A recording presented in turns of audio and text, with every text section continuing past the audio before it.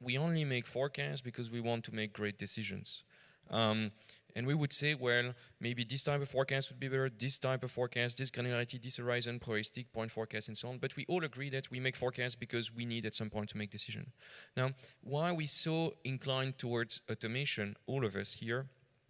It's because we have to make so many forecasts and so many decisions at scale, and we don't want variability. If you have human, you have an issue of variability, you have an issue that it is so many forecasts and decisions to be made, and so on. Now, the way I see forecast, again, it's only about how much information can you process and how good are you at processing this information. So I want to have a model that is as good as possible at dealing with as much information as possible. And this forecast could be probabilistic, it could be point forecast, that's fine, as long as it can process as much information as possible. Now, I don't think today with the technology we have, it might change in 10 years, we could have a single model that can cope with all available information in the world. Let's take very simple example. The COVID, let's imagine it's mid-March 2020.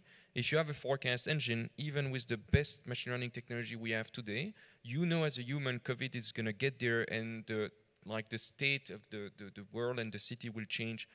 In the following weeks, your model is not aware of that.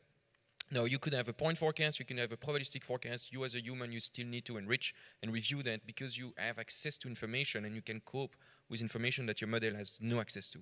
So for me, the discussion of should it be point forecast or probabilistic forecast has no interest in this discussion because the conclusion is still the same. It's about how much information can you feed to your model, as much as possible.